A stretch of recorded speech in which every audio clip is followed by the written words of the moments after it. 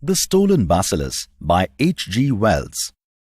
The bacteriologist slipped a glass slide under the microscope. This here is a preparation of the celebrated bacillus of cholera. Not so much to see at all, really, like little streaks in threads of pink, and yet they can multiply and devastate a city. Wonderful! Are they alive?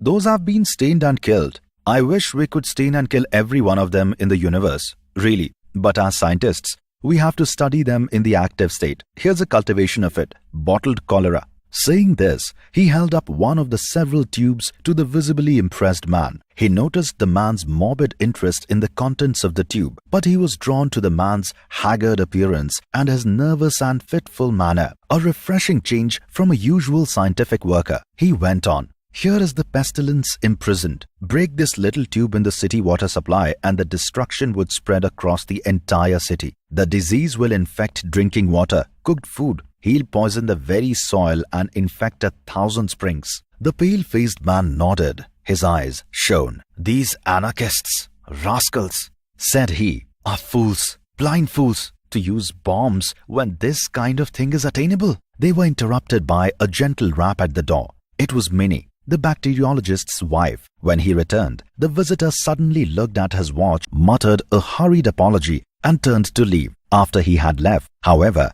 the bacteriologist had a disturbing hunch. He looked at his table, quickly patted his pockets, and asked his wife if he had anything in his hand. "Blue ruin!" he cried, slammed the door and bolted down the stairs. Minnie ran to the window. She saw a slender man get into a cab, and a little behind him, her husband was running and gesturing wildly towards him. He was so excited that his slipper came off, but he didn't even notice it. Minnie seized his shoes, went down the stairs and hailed another cab. The anarchist sat crouched in his cab, clutching the little tube in his grip. He was aware of the nature of this dangerous crime, but his joy and pride far exceeded his fear. He has done what no anarchist has ever done before. All he had to do was break the little tube into the water supply and watch as panic and destruction spread across the city. He craned his neck out of the carriage and saw the bacteriologist was barely 50 yards behind. The cab lurched and swayed as it hurried along, and before he could steady himself, he had managed to knock the glass tube against the door and crack it.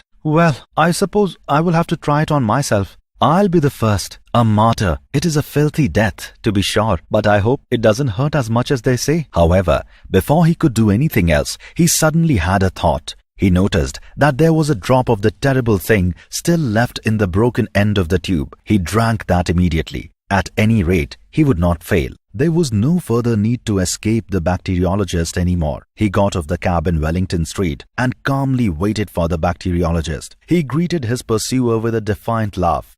"Vive l'anarchie," he said. "You're too late, my friend. I have already drunk it, and the cholera is aboard." "You have drunk it? An anarchist, I see."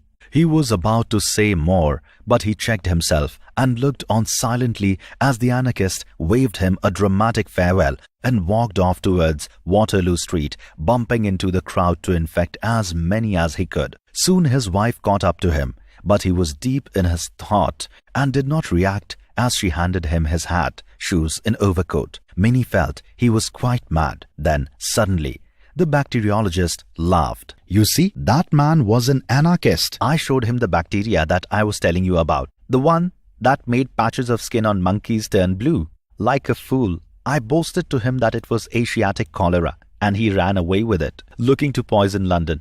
I'm not sure what might happen, but it did turn the kitten blue, and the 3 puppies, and the sparrow."